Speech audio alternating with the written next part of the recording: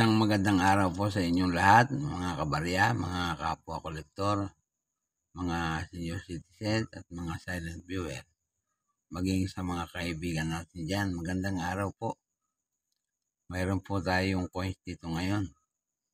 Ang Walking Liberty na $1 ng United States. Pag-usapan po natin. Sa obverse na bahagi po ay makakita tayo ng isang Walking Liberty sa bandang gitna. Ayan po. Tapos po, ang script niya na nakapaikot sa kanya ay ang salitang liberty. Sa may bandang ibaba, bandang kanan niya, nakasulat ang In God We Trust. Yan po. 1901.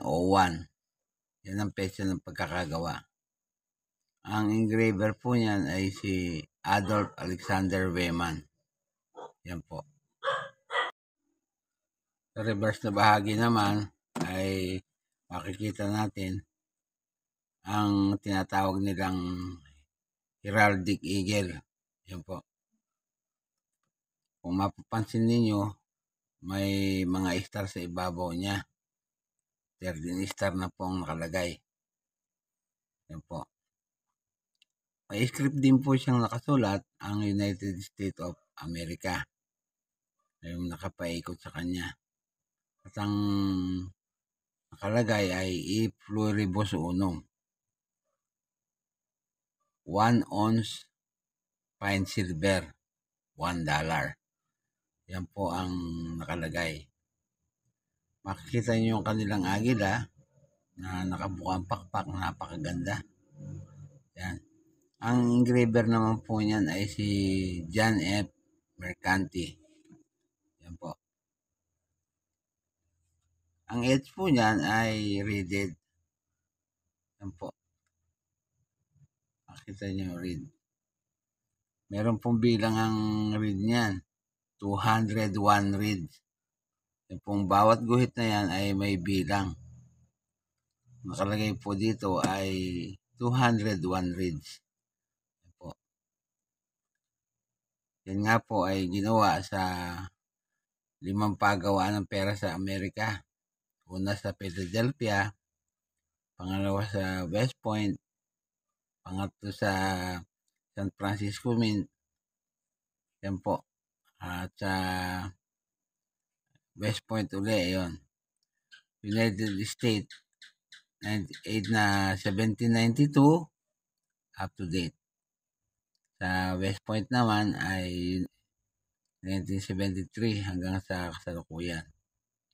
Sa Philadelphia, 1792 hanggang sa kasalukuyan. At sa San Francisco Mint ay 1854 hanggang kasalukuyan. Yan po ang nakalagay dito. Yan nga po ay nanggaling sa United States of America. Ang period niya na Federal Republic. Magbuhat 1776 hanggang sa kasalukuyan. Non-circulating coin po ang type niyan. Ang year ay 1901. Yan po. Makikita natin ang kanyang petsa.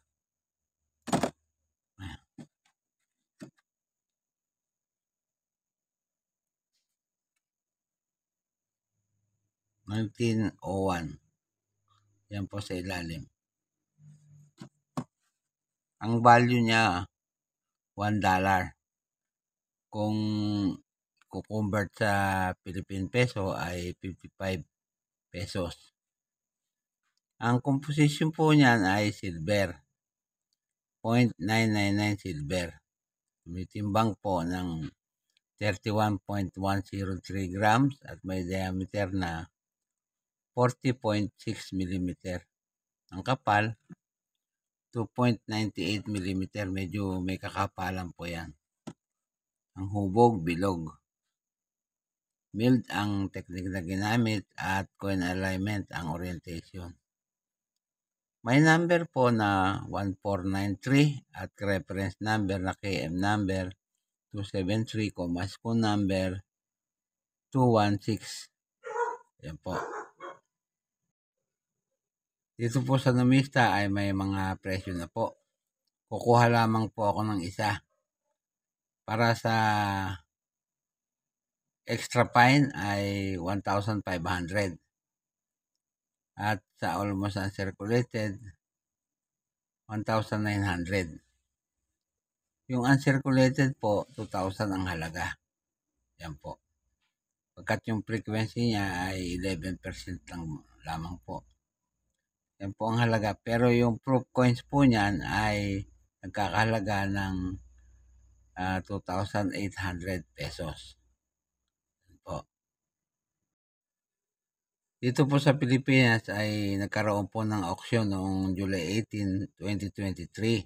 Isang cut auction number 90, lot 2023. Nabili po ang coins na yan na nagkakahalaga po ng 2,066.58 o katumbas ng 34 euro. Yan po. Yan lamang po at wala nang iba. Dumako naman tayo sa ating mga shoutout. Shoutout po sa kababayan kong si Nitoy AC.